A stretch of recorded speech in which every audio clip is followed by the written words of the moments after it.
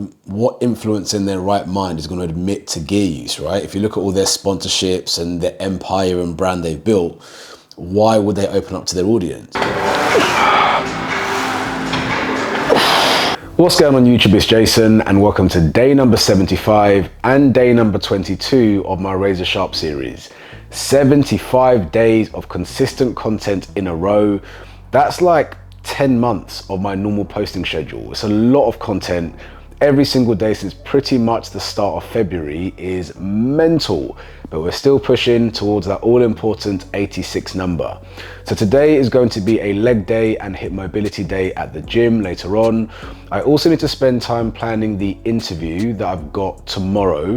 So I'll let you guys know I'm doing an interview with Mr. X and Yinka to ask them about what to look for in steroid users, and also get their opinion on some of the fitness influencers who say they're natural. So it should be an interesting interview and probably a controversial one. Stay tuned for that this weekend.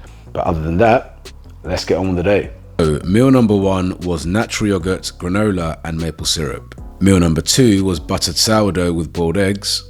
So just planning the natty or not video now. I was a little bit funny about doing this video at first because I was thinking, I don't really like getting into the whole like speculating space of steroids because the reality is you never really know. And also, what influence in their right mind is going to admit to gear use, right? If you look at all their sponsorships and their empire and brand they've built, why would they open up to their audience? It's easy just to pretend they're natural and continue to sell their 90-day shred programs or whatever. But I thought rather than me speculating, let me go to the guys who have experience, who know what to look for, because I've noticed from the analytics that these steroid videos seem to do really well on my channel. I don't really understand why, because, I mean, on one hand I do. It's kind of like giving people exposure to a world they don't really know. Kind of like how we watch Narcos, right? I'm never going to be a drug lord, but seeing someone who's lived that life and the criminal side behind it is quite interesting, right? But like, part of me is also like, what does knowing an influencer's on steroids do for you? Like, you know, someone who's watching this video, if your work ethic is poor, you don't train hard, you don't eat well, your sleep is off, and you're winging it in the gym, even if that person wasn't on steroids and you could attain that physique naturally, you're not going to get there anyway. But it seems to be all of those kind of guys that are obsessed with knowing who is and who isn't on steroids, so I know what's naturally attainable. I don't know, for me, I don't really get the buzz, but people like to see it, so I am going to show them the video.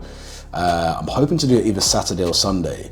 So yeah, I've been kind of toying with who to put in the video, like who to ask them about, because some of the people are just like really obviously like on gear.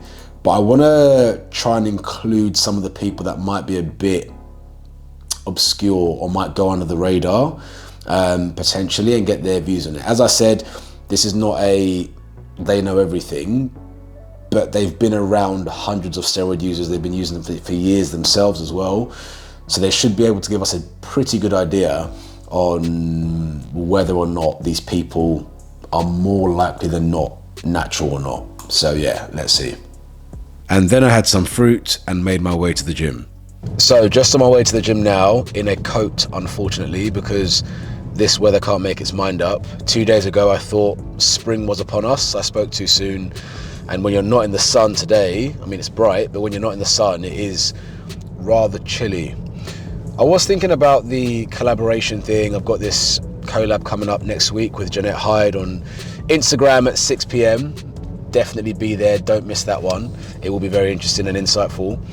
But yeah, I was thinking I need to do more collabs. Like, I'm trying to grow my audience, that's all well and good, but it just makes sense to reach people with a mutual interest. You know, people that are into nutrition and fitness, their followers are going to be the same sort of people that follow me. So it's just organic and makes a lot of sense. And I really need to start pushing on with that. I mean, I may even make a YouTube video of the Instagram live with me and Jeanette, but I'll let you know.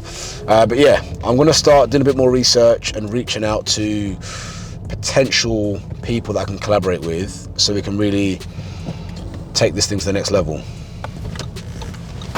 So on leg press, get a quick warm-up set.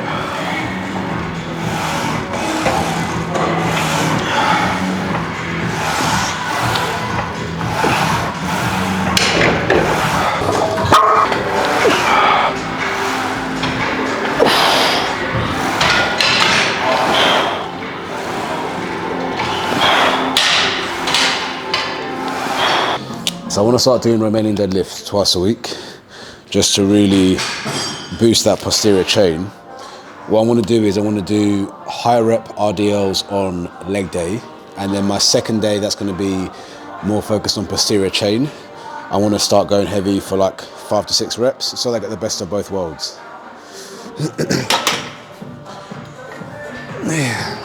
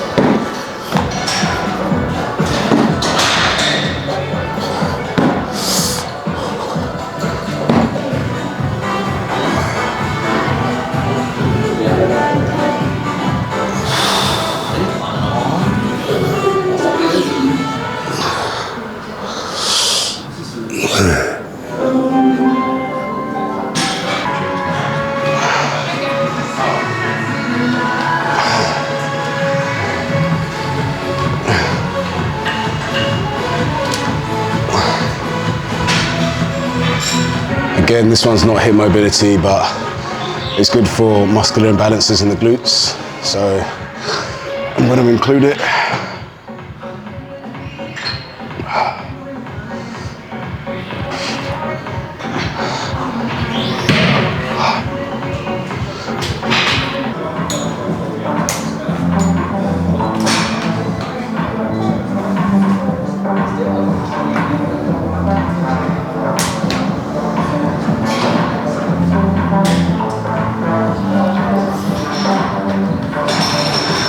So after my workout, I had jollof, chicken breast, broccoli, spinach, kale and shiitake.